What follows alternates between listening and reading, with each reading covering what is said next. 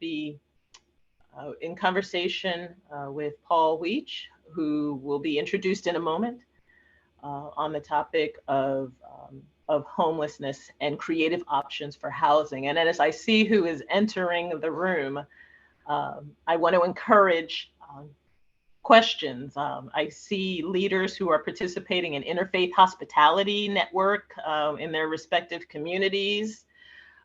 Goodness, I see former regional executive leaders in the American Baptist Life who are, and current executive leaders who are just, who have had long-term ongoing activism in this area. So thank you for making time to join us. And please contribute to the conversation, ask questions, whether you would like to do so in the chat or take yourself off mute and offer your comments or questions verbally.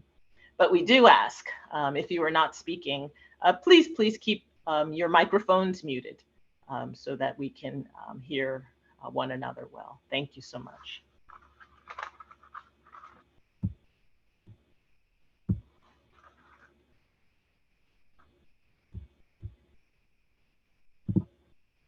Lisa, also just note this is being recorded. Just to let everyone know, this is being recorded, and so at the conclusion, at a later date, we will get you a recording of it if you like.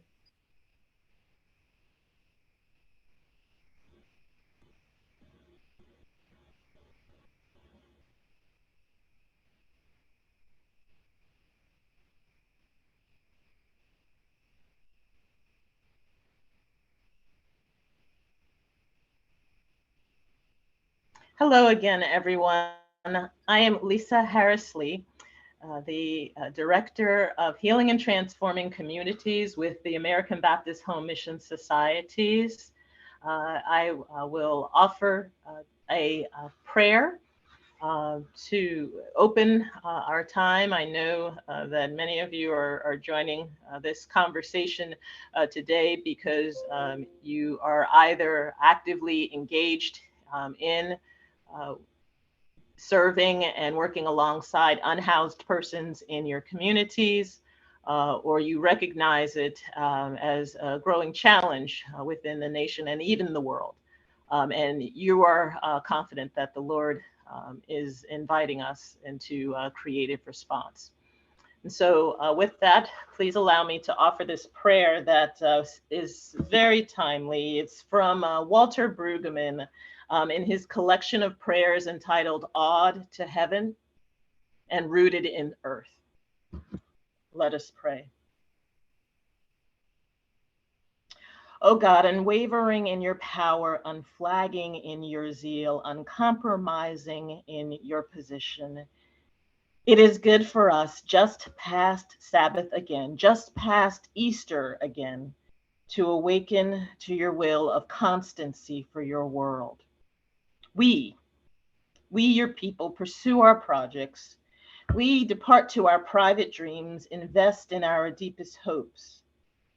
They are fragile at best. At worst, sometimes they are destructive, but either way, our dreams and our hopes, they pale before your constancy. We gladly affirm past our own inclinations that you desire well-being among us, that you intend justice for the vulnerable, that you command mercy and compassion among us all. Turn us before the day is out from our will to yours. Wean us before we sleep from shallow hopes. Relocate us in your eternal resolve, that the earth may be fully yours, Lord, that the world may be fully fragrant with your shalom, that we ourselves may find our true freedom in your sovereign purpose. Yours, not ours, is the kingdom, the power, and the glory, and we are grateful. Amen. Reverend Kerwin, as the director of Justice and Advocacy with the American Baptist Home Mission Societies. Can you please introduce Paul to this community? Thank you so much. Very, very welcome. Good afternoon, everyone. It is my privilege and excited honor to introduce Paul Weech to us. He is the principal of Innovative Housing Strategies, LLC. He has more than 40 years of experience in this area of housing and community development and financial services. Prior to his consulting role, Paul was the president and CEO of NeighborWorks America, which is a congressionally chartered 501c3 nonprofit that provides grants, training, and technical assistance to a network of over 245 nonprofit organizations. He previously served in senior leadership positions for Housing Partnership Network and the Stewards of Affordable Housing for the Future. Prior to those roles, he worked for nearly 10 years at Fannie Mae, culminating his service as the Vice President for Mission Strategy and Execution in the Business Strategy Group. He has held positions as Chief of Staff at the United States Small Business Administration, Staff Director for the Subcommittee on Housing and Community Development for the U.S. Senate Committee on Banking, Housing, and Urban Affairs, and as Senior Analyst for Housing and Credit for the U.S. Committee on Budget. Paul teaches a course on U.S. affordable housing policy and practice for the Columbia University Graduate School of Architecture, Planning, and Preservation as part of a master's in real estate development program. Paul received a Master of Public Policy degree from the Ford School for Public Policy Studies at the University of Michigan in 1981, and a Bachelor of Arts in Political Science from Duke University in 1978. He currently serves on the Board of Neighborhoods Incorporated of Battle Creek and chairs its Loan and Finance Committee. He is also on the Symphony Park Home Ownership Board in North Bethesda, Maryland. So he has a wealth of knowledge and experience, and we are excited that Paul is here. Thank you, Paul. I'll give it to you.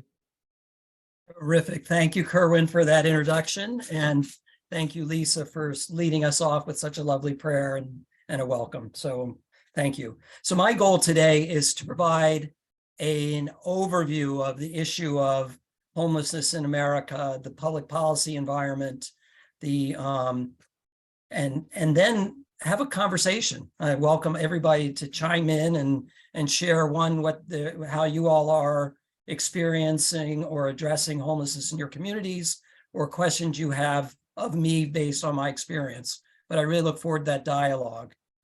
I'm going to put up a PowerPoint presentation as a way to kind of, pace my presentation and keep me on track. And therefore, I won't be able to see everybody while I'm talking. But if you need to interrupt or ask a question about a particular slide, don't hesitate to just interrupt me and chime in, because I think our real goal here is to make this a dialogue. So anyways, can everyone see my screen? No. Not yet, Paul. Okay, I messed up. No worries. Yeah, I need to do shared screen first.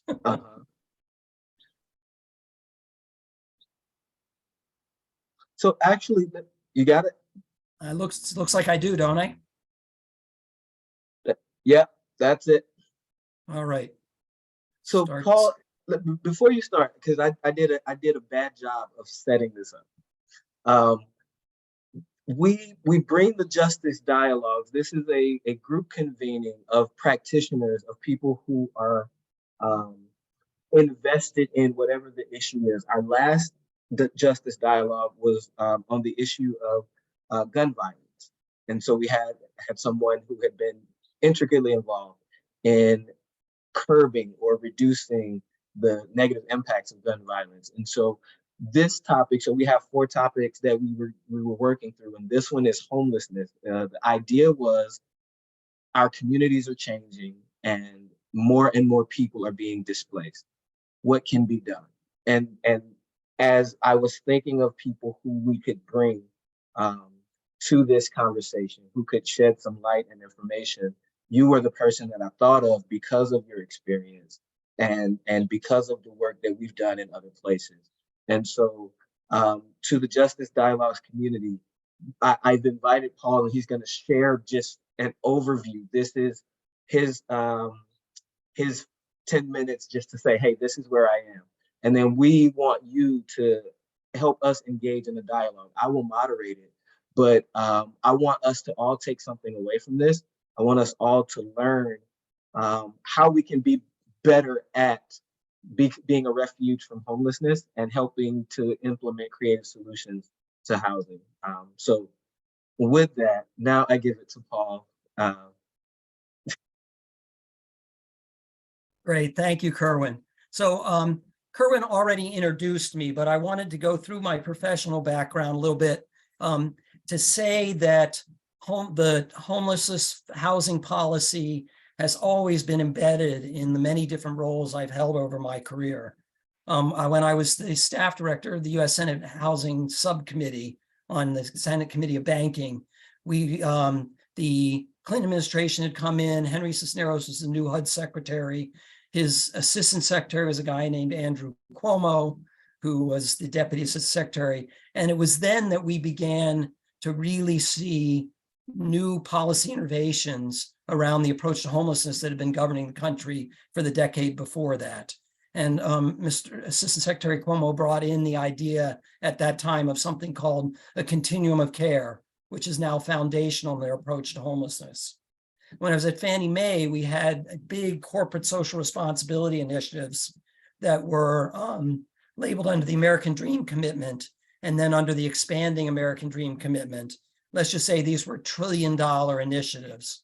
But within them, I was very, very proud to get Fannie Mae to agree to a $200 million investment in supportive housing for the homeless and $10 million in grants to leading nonprofits, the Corporation for Supportive Housing and the National Coalition to End Homelessness, to provide them with general operating support to advance public policy solutions to homelessness. And then beyond, after that, I became, as part of the Housing Partnership Network, which is a network of about 120 of the strongest housing nonprofits in America, working on a statewide, citywide, municipal-wide, or multi-state level. These are big nonprofits doing housing. We really started to focus more in on the beyond housing, more than housing. How do we provide services to the residents and opportunities for residents? And of course, supportive housing for the homeless was part of that. At NeighborWorks America, that interest continued, where I was focused on comprehensive community development. Housing is merely a step in the process of creating opportunities in the context of a broader community. And all amongst that, one of my clients in my consulting roles was the Melville Charitable Trust, which is the leading philanthropy in the country addressing homelessness. And they gave me the intellectual freedom to write lots of papers on how we could end homelessness, how we could make housing an entitlement, and how we could make progress and social justice in that space. So as a setup for today, I just thought I would go to the data on who is homeless and what's comprised in that. And what we know about homelessness mostly comes from an annual report that HUD does called the Annual Homelessness Assessment Report, the link to which is on the bottom of this slide. And the numbers in that come from an annual count. It's affectionately these days called the PIT count, which is a point in time count. We send out community volunteers in communities all throughout the country to go and look in the places where unhoused people are living, to go to the shelters and count the number of people there, to collect data on who the people are, and provide that data back to the federal government. It's all rolled up in this annual report to HUD. I am convinced, because it's a point in time survey and because volunteers can't look everywhere, that it's a way undercount of the extent of the problem, but it's the best data we have on the problem and who's it encompasses. So based on the most recent point in time survey in 2022, the problem had increased only 1% from 2020. I have a typo there in the first line. And of those 582,000 people, 832 of them were unsheltered. They're living in cars, they're living on the streets, they're living under bridges, they're living in places that are unsuitable for human habitation. And then the other 348,000 of the homeless people in the count were sheltered in some way, but we're talking about folks that are in the emergency shelters that night, are in safe havens, or in transitional housing. And I think what's really important when I say there's a huge undercount is this count doesn't count people who are sleeping with relatives, sleeping in overcrowded conditions, who are probably technically homeless, but moving around and therefore not in places where we were able to count them that night. 50% of the people counted that night were families with children, members of families with children. About half of the population was white, and about half of the population was people of color, including almost 50% of the people were Black. An important number for me, since a lot of our solutions depend upon the nature of the homelessness, is that 30% of the individuals in the annual count had patterns of chronic homelessness, like the people who are living unsheltered on the streets in horrible places. And what more important to me, and I'll get to this later, is there's been a steady increase in that number since 2016. It's also important to, at this point, to add the parenthetical that my earlier comment about it only raised 1% in 2022 is I have got to believe that the pandemic had a huge impact on this issue, and it's not showing up in the numbers as dramatically as I would have thought it would have.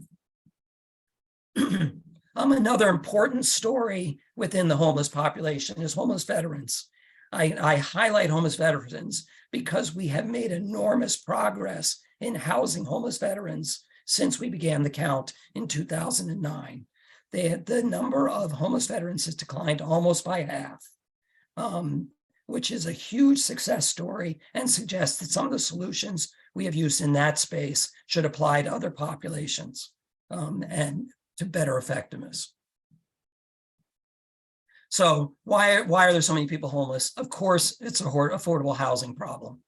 And this slide has way too much information and data behind it. But the main point of it is we have a variety of different ways of measuring the shortage of affordable housing in this country, and our needs are extraordinary.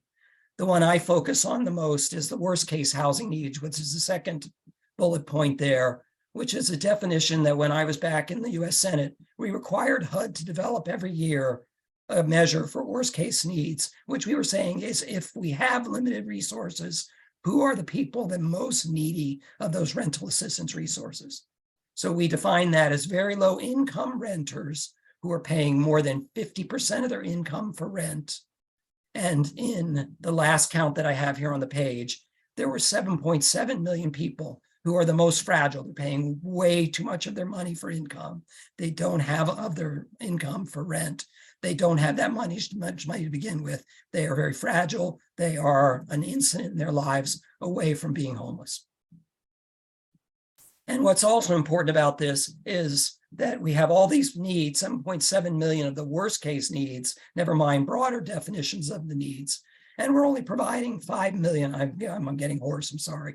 And we're only providing 5 million units, less than 5 million units of affordable rental housing subsidies that would allow a person with no or little income to be able to afford the rent. And this is about 1 out of every 4 person who would be eligible for assistance, which is people with very low income. So homelessness has always been amongst us in society, and there are lots of things we could talk about that have been causes of homelessness over time. There's macroeconomic displacement and climate disasters, the Dust Bowl in the 30s, or the Great Depression. We saw huge amounts of people throughout the United States without homes, moving around, looking for economic opportunities, displaced by the fact that the lands were no longer fertile in the Great Midwest. We've had floods and fires and hurricanes and tornadoes that displaced people from all over the time. and as we've seen with climate change, have been getting worse in more recent day, the severity of these natural disasters.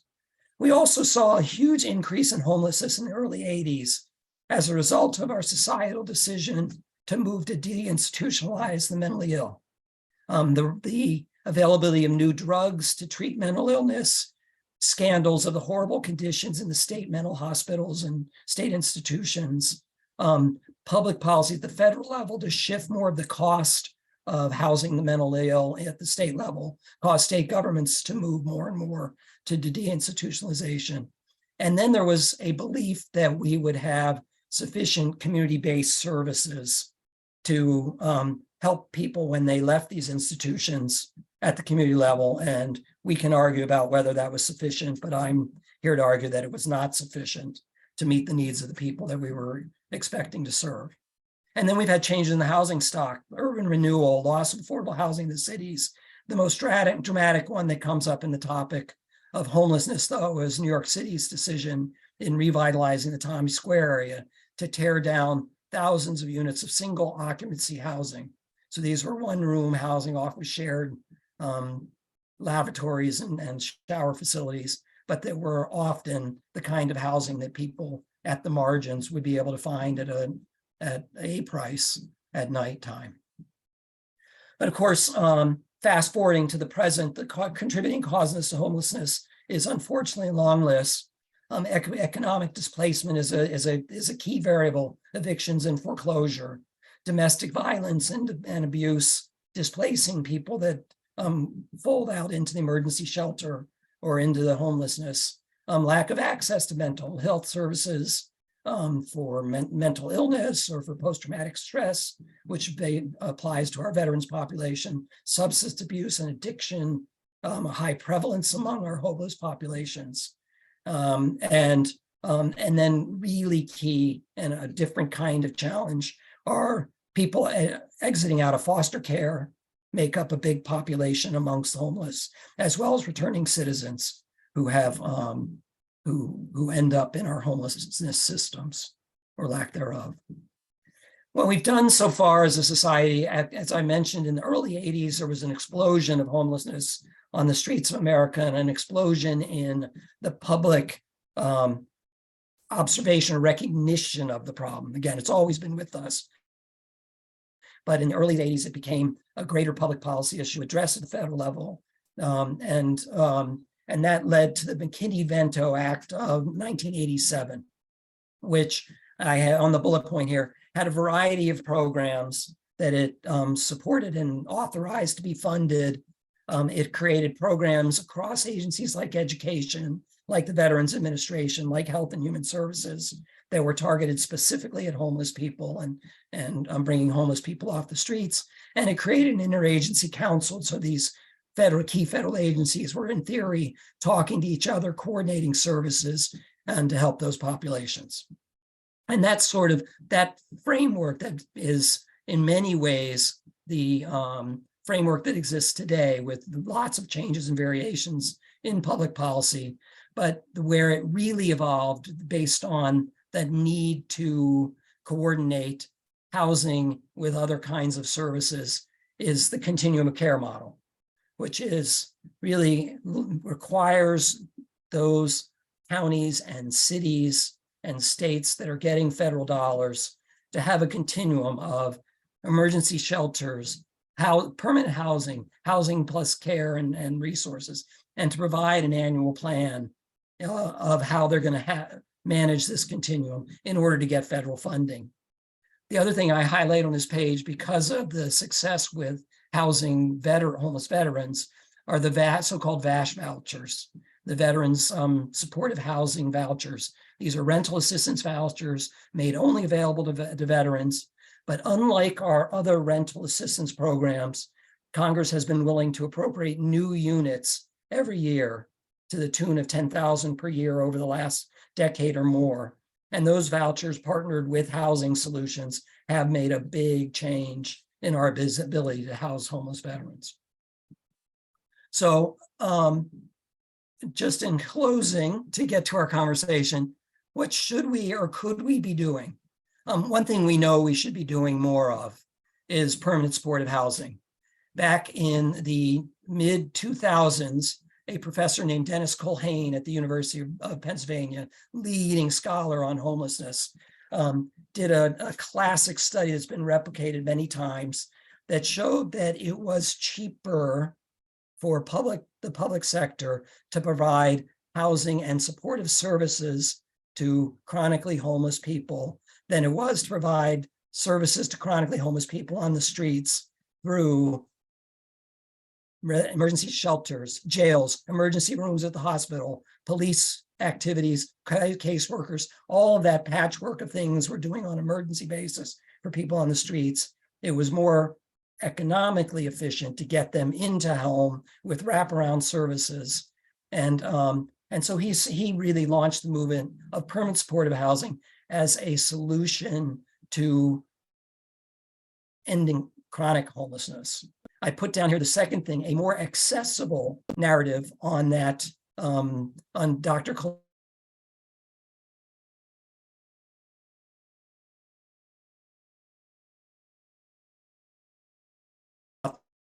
$1 million Murray, where he tracked a man in Reno, Nevada, who was constantly being picked up by the police, constantly showing up in the treatment centers. Cost the city of Reno services $1 million in a single year. Hey, Paul. And Gladwell, yeah, am I breaking up? Paul, yeah, could you start back to where you started with the adaptive reuse? Because I think that's where you dropped off for me.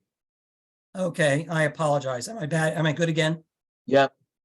Let me know again. I'll try and turn off anything in the background too, though it's probably the PowerPoint that's using up the space. Anyways, so I was talking about permanent supportive housing. Kerwin, did you miss that part? No, we got to the end of the permanent supportive, and you were just starting to talk about the adaptive reuse. Oh, you didn't miss anything because I hadn't. Oh, okay. Yeah. Okay. Anyways, the last point of permanent supportive housing is it's very expensive to build. It's very difficult to locate. As you can imagine, many communities don't want a large building of formerly homeless people with needs, high services need located on their block, and difficult to staff. We really don't have kind of a sufficient and defined ways in which we provide the services that would make permanent supportive housing successful. And then Kerwin, as another thing that's already in use out there that we are doing, but could do to a greater extent, is adaptive reuse. And I highlight this because it really was an innovation that got traction during the pandemic, because there were a lot of hotels and motels that people were no longer traveling to. And so many communities, especially the state of California, use their American Rescue Plan money to rent out space in hotels and motels and provide housing, relatively stable housing for homeless people. And in California, it was $1 billion program that Governor Newsom called Project Room Key. Query, though, whether that's a sustainable model, given that most of the money that went to fund it was American Rescue Plan money, which is going to run out soon. So here more is really kind of at this level, kind of what should we be doing? First of all, we need to have better eviction and foreclosure prevention programs to keep people from losing their homes in the first place. Matthew Desmond, who wrote the book Evicted, has become the leading expert on eviction in the nations. In most instances, if not many instances, excuse me, a $500 check would keep someone from being evicted and avoid all of the costs of the downward spiral of losing one home and entering the homeless system. And that's why the second bullet here is also critical. If someone does lose their home, housing first is the mantra, and rapid rehousing. Get them into a stable home as quickly as possible. The problems of chronic homelessness, the deeper problems of homelessness, occur the longer someone stays on the street. So the sooner we can, A, if we can avoid them losing a home, or B, if they lose their home, the sooner we get them back into a stable home, the better chance we have of longer term success in this space. We clearly also need better planning and supports, and there's been huge movements over the last decade in addressing these issues, but more needs to be done of kids aging out of foster care. Where are they going to live when their foster care placement runs out? And the same as returning citizens. Where are they going to live when they return to their communities? Do they have a family that will take them in? Well, if they not, where will people live, and how will we assure that they're reintegrated in society in a safe way? And then the blinding flash, the obvious, we need to significantly increase our affordable housing resources. We need to increase the amount of housing vouchers available for people so they can, and including the two categories in the previous bullet, vouchers so they can find a place to rent when they need to, they can afford that place to rent, and find landlords who are willing to accept those vouchers and provide a long-term lease for these individuals and families. And then we know that even with a good supply of housing vouchers, there is not sufficient housing stock in general for our population. We've been underbuilding housing over the last decade or more, the tune of estimated between 3 and 7 million units shortage of the number of households looking for houses. And then never mind, if we build all that supply, some portion, a large portion of that supply has to be affordable to people with vouchers or with lower incomes. And then finally, we can't, as we now have an increasing recognition in our society of the mental health crisis in this nation and the drug addiction and overdose problem. And clearly those services are underfunded and under-resourced and could need to be greatly expanded if we're going to make progress on this issue. So with that, that's my story. And I look forward to questions, comments, pushback, and dialogue. If we had the money, do we have the way of addressing the issue on a grand scale? I mean, how much of this is a issue of financial support? Larry, I think that's a terrific question. I have spent the last decade of my life working with networks of the strongest affordable housing community development nonprofits in the nation. These are scaled enterprises with significant resources. Some of them manage 10,000 units of housing over multiple states. And part of my mantra has been building the capacity, right? And so I think your question is spot on. Even if we had hundreds of billions of dollars of new money that were like those proposed in the Affordable Care Act, I think we do have to worry about the capacity and capabilities of the delivery system to deliver those resources effectively. And especially on the development side, that, let's just say my NeighborWorks network had 250 nonprofits. My housing partnership network had 120 nonprofits. These are relatively scaled entities with some development capacity, but maybe less than 100,000 new units a year in production that they're doing, right? A lot of our development systems rely on private sector developers, and I'm not opposed to private sector developer. That'd be another way where we do have capacities and we could scale up quickly. But I also think that the services side of this and the very poor aspect of these tenants, many for-profit developers aren't willing or able to serve in that space. It appears from your slides that there's a greater emphasis on temporary housing, as temporary or rental housing, as opposed to permanent housing. Is that the case? Clifford, I guess there are a couple, to unwrap your question a little bit. If I heard you say, as opposed to rental housing, if you're proposing that we have more ownership models as part of the solution, Yes. I'm hearing you. That's what I want to focus on. So my first concern about or comment on that is that we're talking about people with little or no income, right? And so the challenge of both rental and home ownership housing is that it costs money to live in them, right? If you own a home, there's costs of maintenance, there's costs of utilities, there's costs, right? The unforeseen furnace breaking down. There's homeowners insurance. There's a variety of things that the population we're talking about cannot afford with their current level of incomes.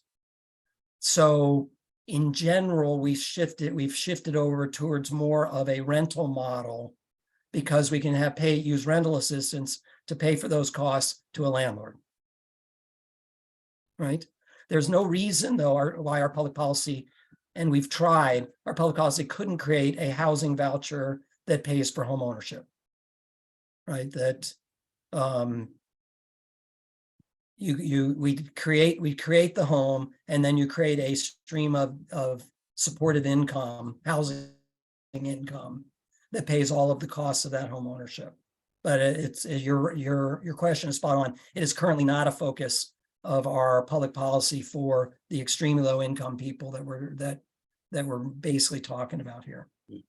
So Paul, with that, like the housing first policy part, that comes along with that continuum of care that would take someone from chronic homelessness if they are housed first, and then you surround them with the services. Eventually, they can get to the place to where they earn the income to qualify for a program. So, because I know Habitat for Humanity and some other nonprofits have those programs where they step people into home ownership at an affordable rate.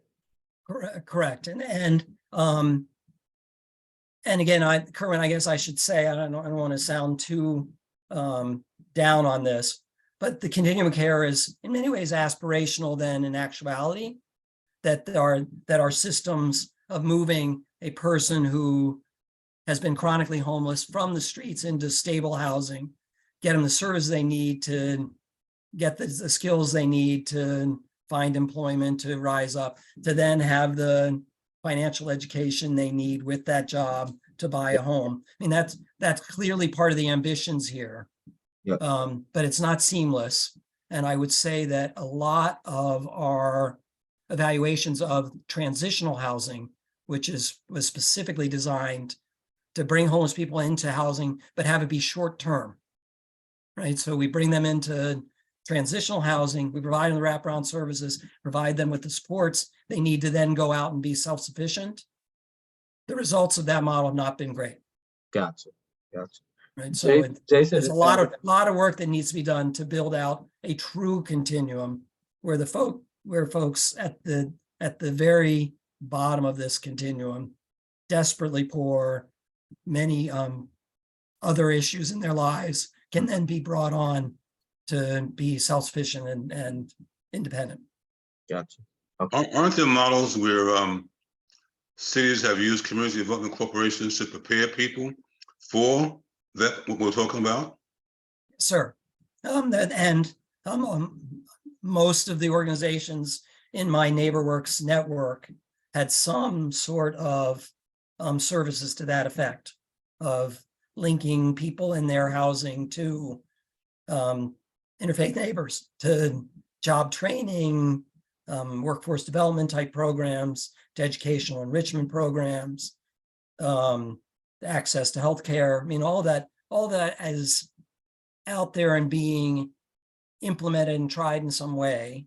And maybe back to Larry's question, I don't think we're at a place where we could flip a switch and scale it up successfully overnight. There's a lot of learning we still need to do, a lot of connections that need to be made. But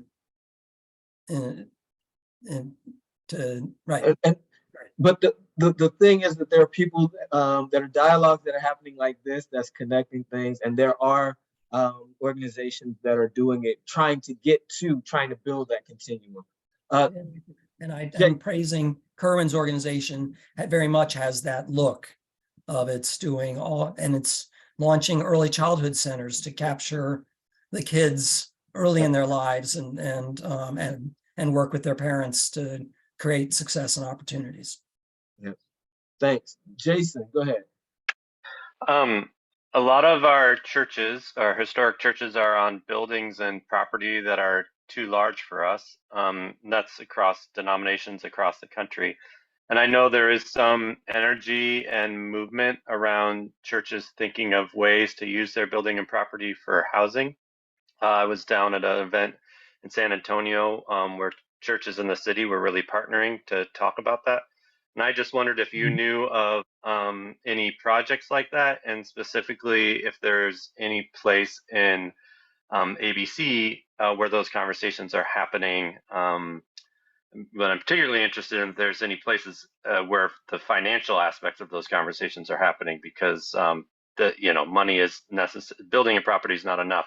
Even building, property, and vision are not enough, right? There needs to be funds available as well. So I'm not sure if anybody on the call has any awareness of stuff like that that's going on. Yeah, let me start, Jason, and then I'd love to hear from the other folks in it. It actually, they're one of the organizations I work with, Enterprise Community Partners, is a national nonprofit intermediary based in New York with offices in Columbia and DC, but national. It works around the country. Has launched an initiative that, it comes out of the Yes in My Backyard initiative, where church community has come together to be in favor of building affordable housing, but also looking at the land owned by the churches as a resource for placing affordable housing. So that's an organized effort, and I can write after this, I can give you the exact name of it. But Enterprise Community Partners and Faith-Based Initiative should come up if you Google it, of one example of that. What's important in this to me is not just the political advocacy for the faith-based community telling the public sector we need more housing, but one of the biggest costs of developing affordable housing is the land. And so the key part of this movement is the churches and other faith-based facilities giving the land over to the development of housing on that land, which helps make the housing more affordable. You'll still need subsidies for the rest of the construction costs. You'll still need to figure out the operating costs of the project, especially if you're serving very, very low income people. But having that land donated by the church is a huge, I'm going to say it's a huge subsidy and a huge attraction to the public sector and developers to look at that as a place to develop the housing. The other place where I've seen it is in Seattle, Washington, has made a big move towards using tiny homes as a place to help folks get off the street, get closer to services, get access to casework and other public services. And the church, the first tiny homes community in Seattle, Washington, was in the parking lot of a church. So the church community just welcomed the folks in. They built a shared shower. They built a community space. Very modest homes. I'm not advocating for tiny homes necessarily as a long-term solution to the problem, but it certainly is a safe place and a warm place and better than sleeping on the streets for the folks in those cases. So those are two examples I know of, Jason. Good afternoon. My name is Gladys Rodriguez. I am from Puerto Rico. I am the executive director from the Corporación Milagros del Amor. We are part of the First Baptist Church of Puerto Rico in Caguas. But our church has this organization that this is a nonprofit, 501(c)(3), and we have 3 projects with HUD for permanent housing. We are using the scatter site model. And we have right now 42 people at housing that were homeless, are chronic homeless with situations of use and abuse of drugs and mental health conditions. Our project is housing first, but we are using supportive services. And in my opinion, housing first, it's good, but with the supportive services, because it helps too much to the person to help the person to get a job and to reach new forms of life with the support that we are providing. We, as any other project, we have situations with some participants, but in general, I think that we are helping so many participants during the 25 years that Forma works in the community, and we are very proud of this. So in the 22, the government made we are part of the COC also. And the 22, the government made a counting of the people who are in the streets. It was only one day. And there are more than 2,000 people in the streets. We know that there are more. And there are so many projects and different models, but most, in our experience, most of the participants prefer scattered site model instead of being in a just one building with all the other people, or to be in shelters. Scattered site model gives the person the opportunity to have their privacy and to have their houses and start a new life without other people close to them. In addition, another comment that I want to do is that in Puerto Rico, we do not have children in the streets. I am not, I saw your numbers, and I am not familiar with that, but in Puerto Rico, there are no children. The families are not in the street. We can find families with so many situations, but when the government see a family who needs attention and they have children, they have preference, in the projects, and they help them. So we in Puerto Rico cannot find children in the streets. Wow. So thank you, Gladys. That's my comments. Thank you, Paul. That's great, Gladys, and it sounds like you're doing great work. I think my only comment is that one of the reasons I provided some of the data early on breaking down the composition of the homeless population is there are going to be different solutions for different need populations. So for example, a displaced spouse from an abusive relationship really may not need the wraparound services, just needs a place to go and live and be safe, and again, then find another place to live, right? She may already have the resources and a job, but can no longer stay in her current home because of that situation. Versus people with severe addictions and severe mental illness require more intensive services, and therefore scattered site housing may not be effective. Having the caseworkers have to travel too many places and not being close by if, say, someone has a psychotic breakdown. It's better to have those folks. It doesn't have to be a huge building, but to have those close folks co-located with their services for when emergencies. And I think we would find the homeless population runs the whole gamut from my original one to my original example to the last example. And so it's really we need to be I don't know, more flexible than we are on a public policy and resources basis to meet the individual people who experience homelessness where they are.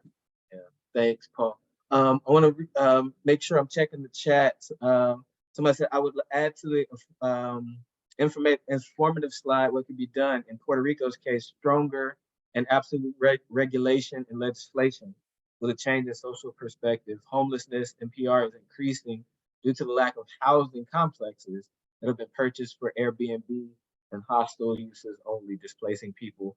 And we've seen some of that here in the US also.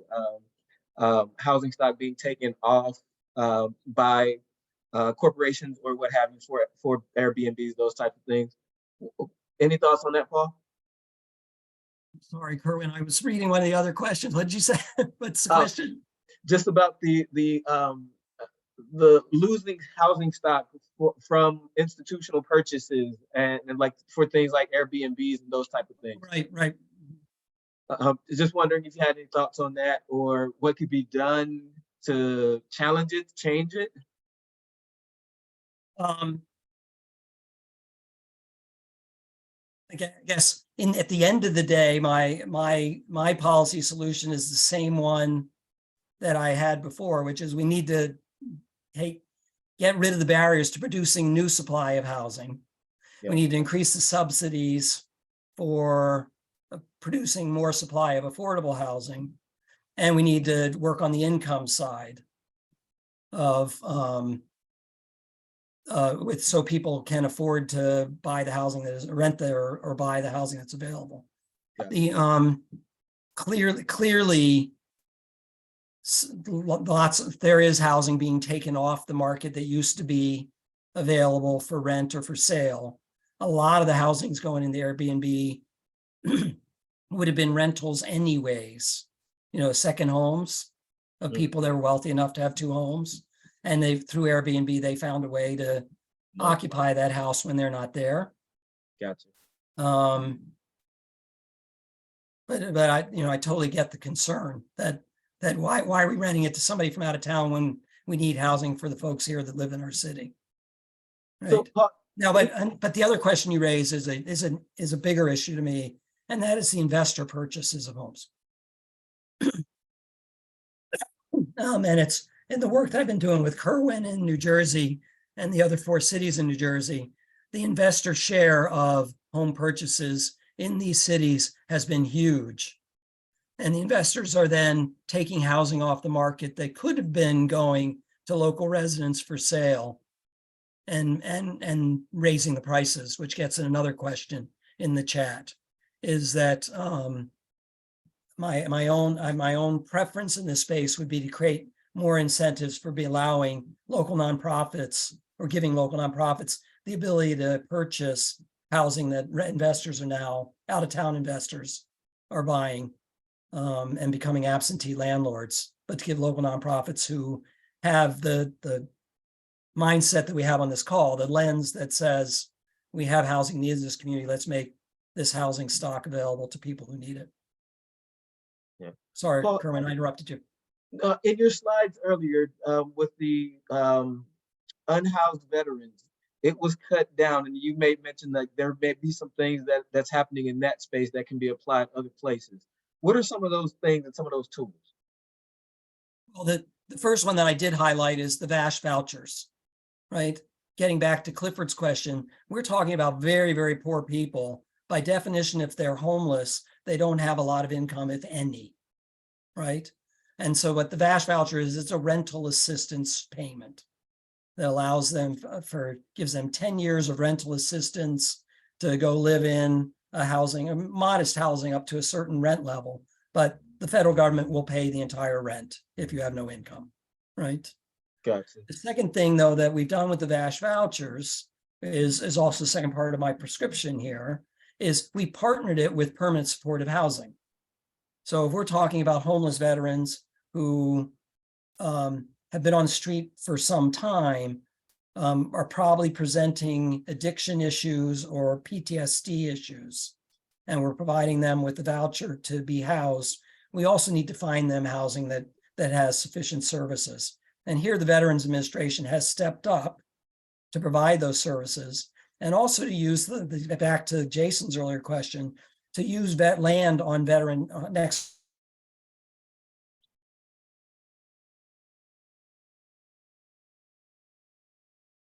Please freeze again. On land owned by the Veterans Administration with rental assistance and services that have dramatic reductions in the homeless population for veterans. And I guess the other thing that goes without saying it, but it should be explicit, is local governments and the federal government have prioritized getting homeless veterans housed, to the extent we haven't with other populations. Wasn't there a movement also to actually construct or retrofit homes for homeless veterans? Yes, I tend to talk towards multifamily rental properties because the main subsidy we have for housing development is the low-income housing tax credit, which is basically used on larger rental properties. But there are many, many models out there, Clifford, where local veteran service organizations have partnered with the VA, have used the VASH vouchers to acquire single-family homes and use the VASH vouchers to pay rent on behalf of the homeless vets and help them find housing. How sympathetic is the American public and American politicians to addressing this issue? Larry, I think that's a super question. My experience working in the U.S. Senate and with the U.S. Congress over much of my career is that it is, in general, there's an overarching pressure from both parties on reducing the federal deficit and limiting spending, which makes housing spending hard because it's expensive. But when you describe initiative in the housing space as serving homeless people and prescribe it to serve homeless people, you find much more support on both sides of the aisles. So there is a sense that if we're going to provide housing assistance, we should prioritize people who are unhoused, right?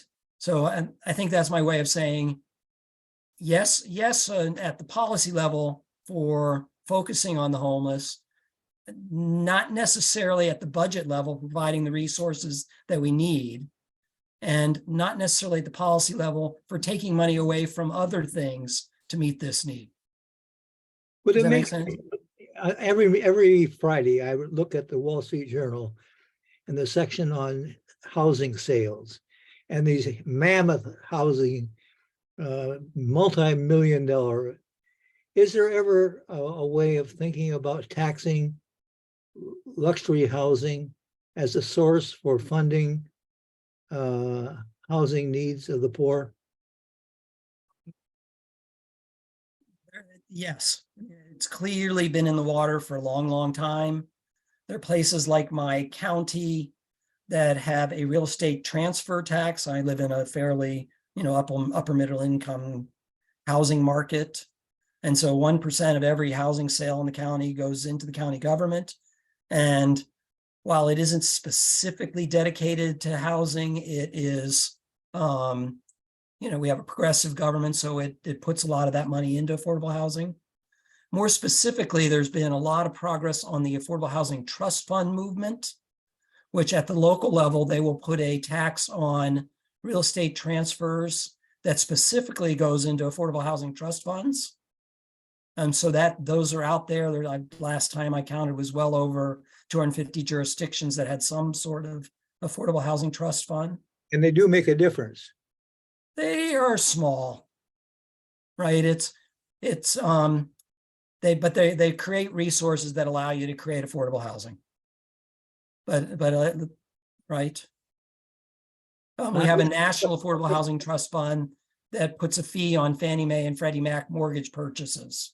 And that throws off about $300 to $400 million a year, which based on the cost of the needs is a drop in the bucket. And I guess I would have to say, same is true of these local affordable housing trust funds. So could advocacy make a difference? Absolutely. Absolutely. And I'd have to say though, Larry, is that there are, in my experience, and I started in the field, 40 years ago, now is the only time in my career, or the time in my career, when housing and affordable housing is as prominent and important on the minds of policymakers as it is now. Because And in part, it's because the topic of today, homelessness, has become so profound and visible in so many more communities. what is that, it? People want something done. What is effective advocacy then? Well, there's a huge constellation of affordable housing advocacy groups out there,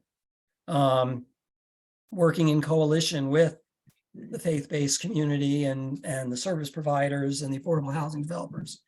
And so I dare say that where you're located, there is an affordable housing coalition that works at both the municipal level or the county level, and then there's a statewide one.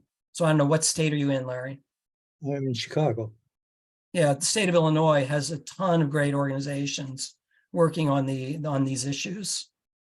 And then at the national level, probably the best coalition for these issues is the National Low Income Housing Coalition, which has individual memberships, which has lots of good information online, which has lots of calls to action when there are moments when a lot of voices may make a difference in the policy debate. How big a role does churches and congregations play in that advocacy effort? Historically, churches have been extraordinarily important in all of our social justice movements. I'm thinking about my time on the National Income Housing Coalition board, and there were two faith-based leaders on the board with me, or people who came out of faith-based traditions. In my work of the last decade with the strong nonprofits in the affordable housing space, let's just say National Church Residence is probably the largest nonprofit developer housing manager in the country. Lutherans were there, the Presbyterians were there, the Episcopalians were there. So in the Catholics have a housing arm there. So I'm going to say the faith-based community both has a huge presence on the practitioner side and therefore has a huge voice on the policy side in this space. Thank you so much, Paul. One second. So we time check. We need to wrap up. We have about 10 more minutes. So Paul, address any last things in the chat or any comments that you want to do before we close out. But we have about 10 more minutes. I think the issue is we got an American Baptist Home Mission Society. Are we using that organization effectively to address this issue? Well, and I was going to comment to your comments and questions, Dr. Greenfield. So good to have you at the table. First, let me ask a question as it relates to that with Paul, because I have a sense, and Paul, can you speak to addressing the issue locally or nationally, where you see the most effectiveness? Or yeah. Good question. Lisa, that's a great question. And I wish I knew, because I've been in the career, this has been my career, and if I knew which button to push to get the solution, I would have been able to retire a long time ago. I think, it's that classic organizational development model of creating a circle of what you can control, circle of what you can influence, and then stuff you shouldn't worry about because it's beyond your control. It feels to me like we have our most power locally, the people in our lives. If we can talk to the folks on the county council and the city council and make progress at that level, that's where we as individuals are most effective. Those of us as part of institutions, though, then have a little bit more reach of how we can influence the process. And so I would describe that in a way as you were indicating the many organizations that are forming coalitions or that are local and national. I would describe that as almost encouraging processes or looking for opportunities for nodes to come up to intersect with each other. And so to your question, Dr. Greenfield, of the American Baptist Home Mission Society's opportunity or role in addressing these specific issues, a lot of it historically and even currently has been around convening leaders who then are presenting some of their experiences and then facilitating more opportunities to lift up those stories and not to just learn from them, but to then take an opportunity to see what can then be practiced in another community.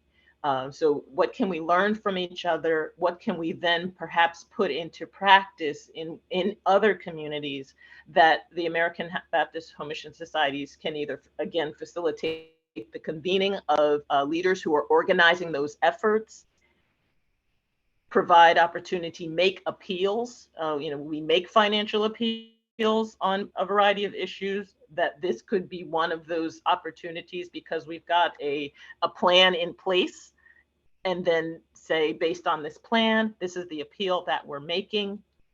And then with existing grant opportunities, make those available. And though it is more at the local level, that we would be looking to provide those kinds of support. So, and let me pause one moment because we are bringing this to a close. And so if Dr. Greenfield, if we can continue a conversation perhaps off, I would really, really appreciate that. Because I'm going to turn it over to you, Kerwin, but I know you also wanted to see if there was anyone else at the table who may have wanted to offer a comment.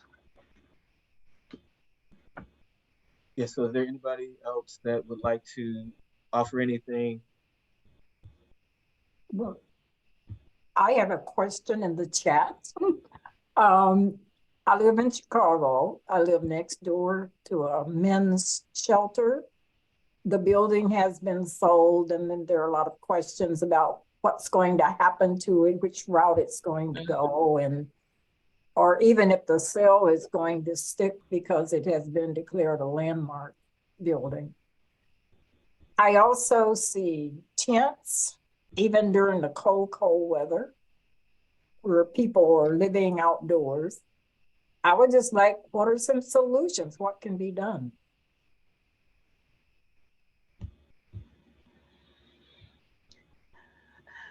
So initially, Paul, do you have any response to that initially, other than perhaps the possibility of connecting with organizations local? And so let me do one thing, and it's interesting that Larry and Peggy are in the same city. But can I invite both of you to put your email addresses? I'm not sure that I have your most current one, Larry. Oh, all right, sure. But Peggy, are you able to put your email address yes. in the chat? Yeah. Larry, if you could do the same, we'd likely have it through the registration, but if you could place it there, it will help us to follow up a little sooner than later.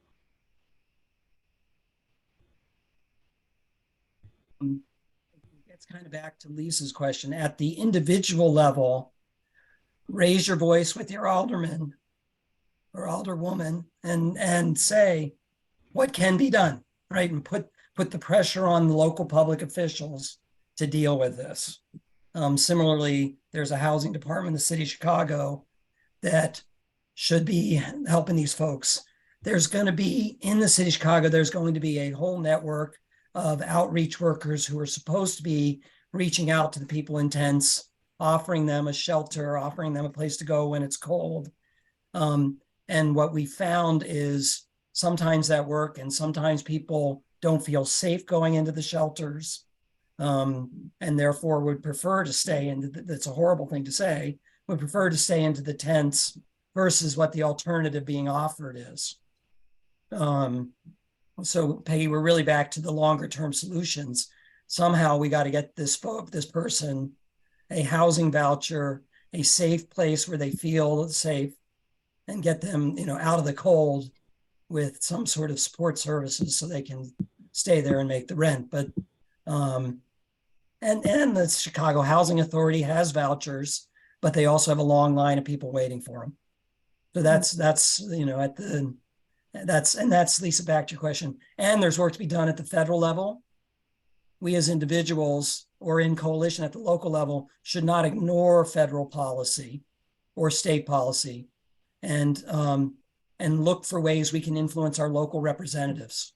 Right? That's not fighting against the system. There's a person who represents you who should take the meeting and should hear that you're concerned about housing, and then hopefully become more concerned about housing and take that back to their legislature at the state level or back to their legislature at the federal level. All right. Now, in my opinion, it seems to me that the churches could work together, as many churches as we have. They don't have space where they are because we're in an urban area.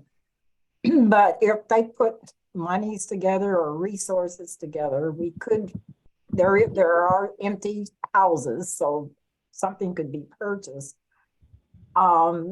And the same with city and state resources. I just thought there's a lot more available to solve the problem, but no one is doing it. So am I expecting too much, or is there any reality there? One thing I got in, who got in trouble? Oh, just some commentator that I saw the other day got in trouble for saying no one is doing it. Peggy, there are a lot of people trying to do this. I think we're going to find lots of churches in Chicago that open up their basements at the nighttime to allow people to sleep there and provide food.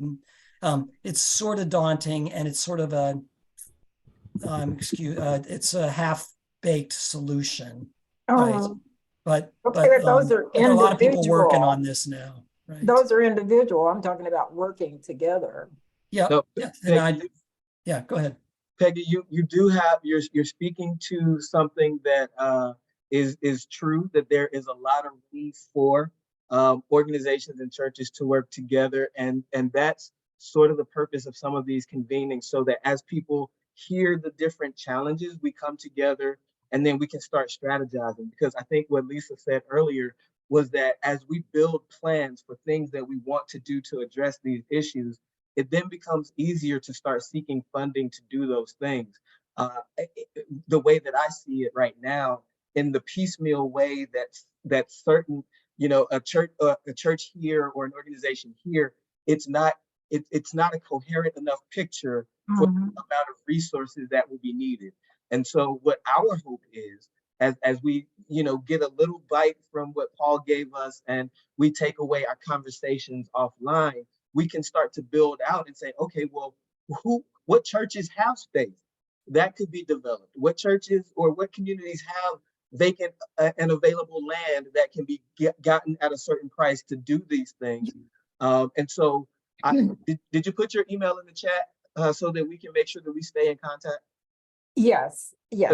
This is definitely the types of conversations that we have been having at Home Missions, and part of it, for some ways, it has been a capacity issue. There are new staff members with American Baptist Home Missions now, and we're starting to look at how can we be more engaged in certain areas. And so we definitely will look forward to talking with you more about that. And we hope that you stay tuned for our next Justice Dialogue, which will come in June 26th, I believe. We have not yet decided, I don't think, on the topic, but we invite you all there. I do want to give Paul just a few seconds to wrap up any closing thoughts that he may want to have before we ask Reverend Lisa to close us in prayer.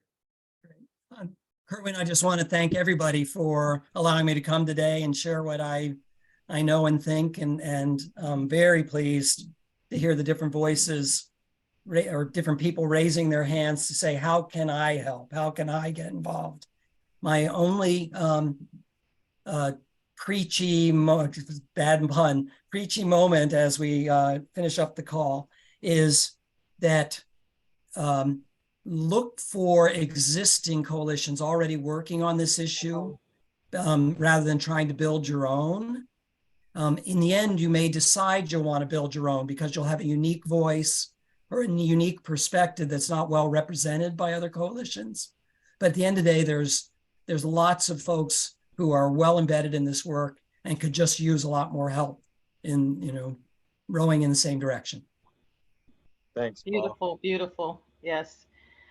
Wonderful expressions, Paul, particularly in the sense of trying to join those that are, as we say, rowing or building in the same direction. So that's just a beautiful last word of encouragement. So thank you so much. And again, to everybody for your commitment to listen and then also to share. So let's pray. By the power of your Holy Spirit, God, we sense your stirring among us even now in the conversation that takes place. God, we say thank you right now for all of those who are addressing the concerns of those who are unhoused, who are bringing meals to those who are under bridges or on park benches, those who have and are serving in shelters, seeking to provide places of rest and warmth and safety and medical attention to people who are unhoused. Oh God, we know, even I'm mindful of the expression in Matthew 9, Lord, where you said that the harvest is great and the laborers are few, God, that we would pray for more laborers in the harvest, God, that it's a harvest indeed about calling your children back together, but it is a harvest to attend to justice issues. There are many justice issues, God, that are ripe for the harvesting, God. So please, Lord, give us the will, the mind, the heart. You've already given us the resources, but help us, Lord, to come together, bring before us the names of those who will serve as good partners in this work of attending to people who need shelter. We thank you for Paul, for his leadership, for his advocacy, for his perseverance, for holding the baton for the many years that he has and for continuing to hold on to hope that good is possible. We thank you for all of this in Jesus' name. Amen. Man, thank you, everyone. Have a great day.